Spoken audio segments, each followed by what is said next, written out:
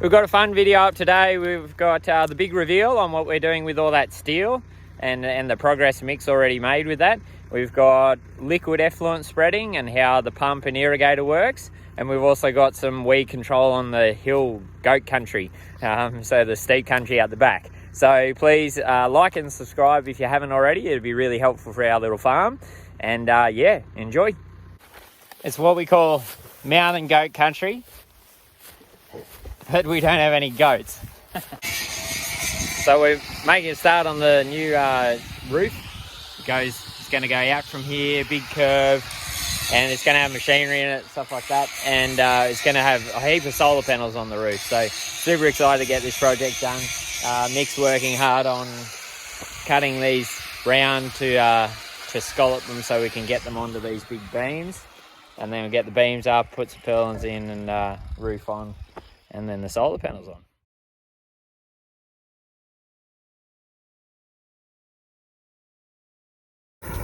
If you're filming, I better be careful of what I do. Or what you say. I'm not worried about that. Put music in it.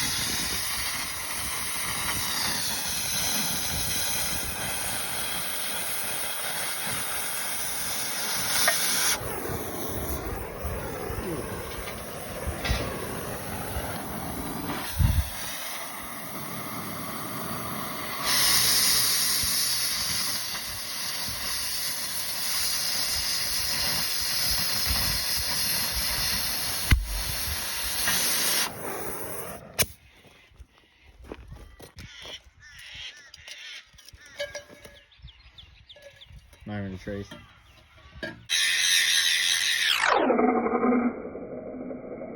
When you look down that way, that thickness there and that one there, this one here will show up better. See how that pokes in? That pokes in. Yeah. Whereas that's smooth. No. And then you end up with that.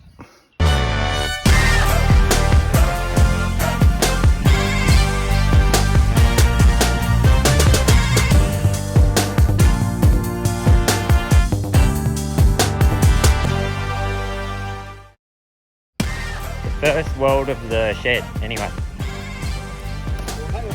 Make sure it's going to work. As in, it's set one. There's it.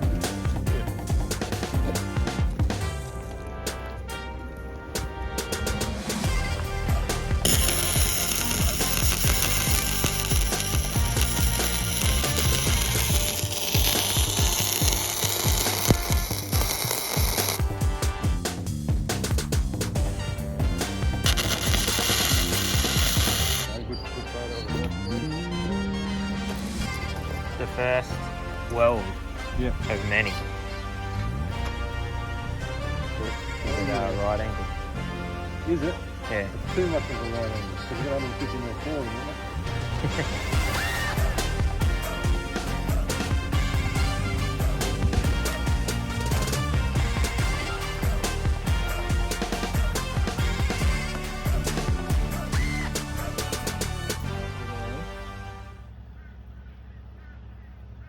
Minus 150 equals 2479.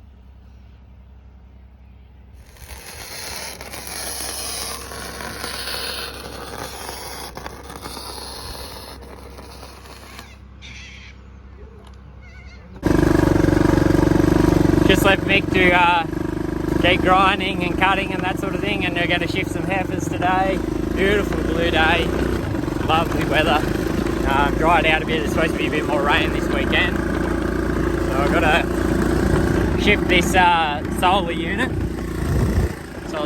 to the paddock where the heifer's going to be.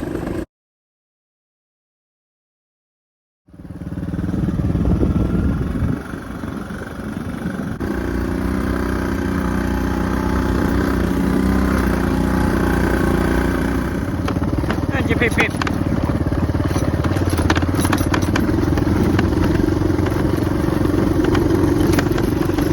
He's always keen for cattle work.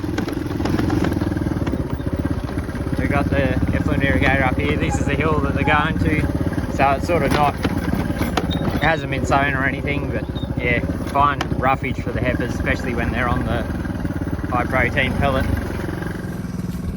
So just going to shift over these electric fence wires. This is one of our revegetated gullies, so this was done probably 5 or 6 years ago, so really happy with how it's going.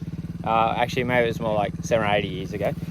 So we're just going to, without getting zapped, we're going to shift these wires over so we're isolating this paddock. We've got a little solar unit charger that stays on all the time. Sometimes we turn this fence off when we're shifting fences and stuff, so we're going to put the solar charger in here and then we're going to get the cattle in. It's getting ground up at the dairy. Got the Jeep out of action at the moment. We've got something wrong with him, my spark plugs.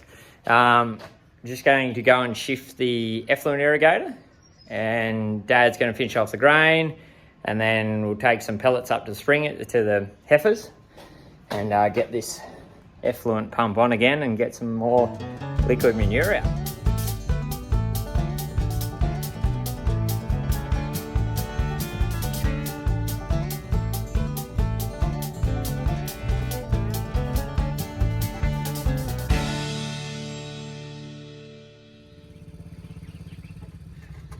So here she goes, first go.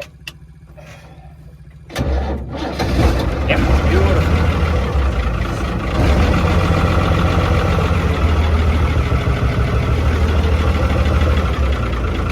See if we got enough prime.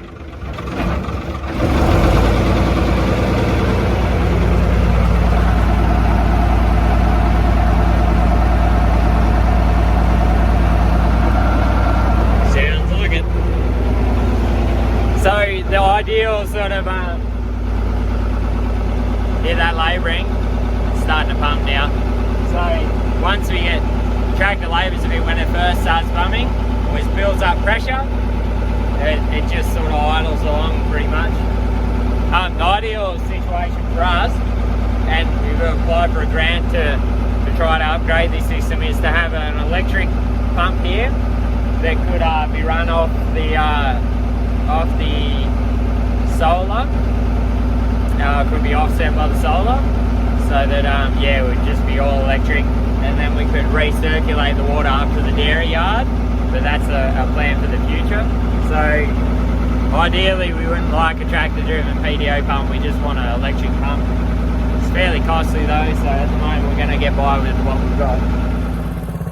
Getting some effluent out onto these furthest ridges. They've never really had a huge amount of improvement. Probably in the last sort of 5 years we've been doing a fair bit out here, but they've never had much fertilizer, effluent. So yeah, Dad's over there. We're going to go and get this set up in here and get some liquid manure on the 75mm poly to where you want it, and then double it back, and then the irrigator pulls the rest away.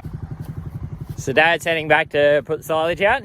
I'm going to get this last dragline cord run out. So this is a King Cobra rain gun. So it's just got a big gun, what we call a big gun, with a fairly wide opening. I don't know what it'd be, I don't know, 15mm, 18mm something. So it's sort of fairly low chance of it getting clogged, and it just uses a gearbox and the water to pull this big spool and pull itself along the cord. So this cord, it's really strong cord, and it's got these 6 gears, so you can sort of speed it up, slow it down depending on what sort of rate you want to run at. And then it's got an automatic shut off, so when it gets to the end of its run, it just stops pulling anyway, and then it just keeps irrigating on. So you pretty much just have this this cord. I usually do this with the Jeep, but Jeep's out of action, so I'm going to do it the fit way and pull it up the hill. So it's just got a chain on this end. You hook it to an anchor point. So this paddock doesn't have any anchor points yet. Last time I think I just used something temporary. So I'm going to go and get some steel posts, and bang them in a long way into the ground, because this has to hold a fair bit of tension, because it's pulling the weight of the irrigator, but also the weight of the drag line up towards the anchor point. One thing about a hill farm is you can keep pretty active. So it's only a short pull, this one. These paddocks are only pretty small out here, so that looks about right. So I'm at the end of the paddock here. Just going to get the anchor points in here. I'll go and get them now. So it's just come off that green paddock. That's had a water with effluent. Now all these newly sown hill paddocks are going to get a water. Then we'll probably shift it over on these paddocks then. And the old effluent, what we call the old effluent paddock down there, which used to have like fixed sprinklers irrigated. So that's probably like, I don't know, 15, 16 hectares of liquid effluent that can go out. So it spreads it nice and far, and you're never going to get that nutrient build up and nutrient load. But yeah, look, it's a little bit of work, but compared to the system we had before, which used to block up all the time, it's made a big difference.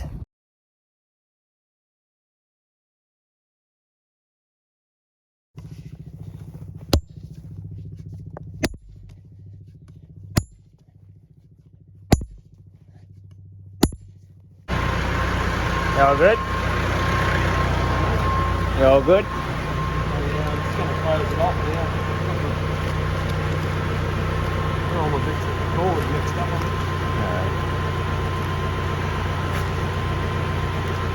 Oh, come on, close it off.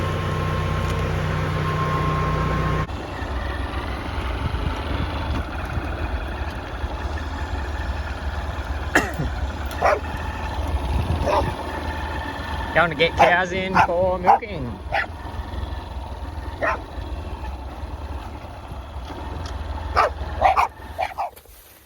Just saw some giant Parramatta grass up the back there when I was sowing there the other day.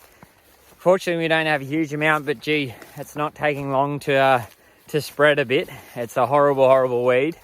It's really thick, and when it gets going, and we've got plenty of normal Parramatta grass here, but I'm finding more and more clumps every year of giant Parramatta grass, and it's been the bane of Dad and I's existence, and we want to get rid of it. So all I'm doing is cutting it, putting the seed heads in there, and then spraying it. So here's a bit here. So that's what it looks like. That's only a real thin clump. And it's got all these thousands of seeds. And the trouble is it's sort of spread by the cattle a bit. It's very hard to control. As you can see, it's steep country. I've just got a backpack 12-volt sprayer. But yeah, you can't really get tractors on here and control it properly. So if it gets worse, we might have to try the fungus. There's sort of like a fungus sort of that's supposed to control it. But yeah, not good. And want to try and get it before it gets out of hand. We'll just keep coming up every week or so and spraying what we see. You guys spreading it? What do you reckon? Going into Parramatta grass. Right. So you can see where the cattle tracks, anywhere the cattle have come down and used regularly. There's a big clump over there and a big clump up there. They're the hot spots. I'm targeting the Savo. It's what we call mountain goat country, but we don't have any goats. Cows get up and down these hills pretty surprisingly well for a big animal.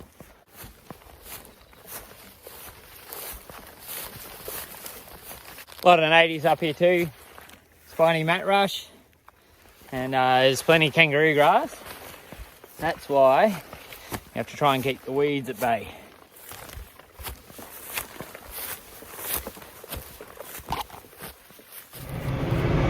Thanks for watching.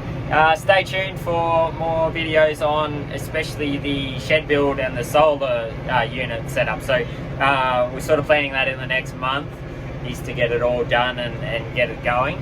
So yeah, well, I'll make sure to interview the solar installer so he can talk us through it a bit so that I can understand it and maybe you can get some value from it too. So please hit that subscribe button and that'll give you updates on when these videos are coming out.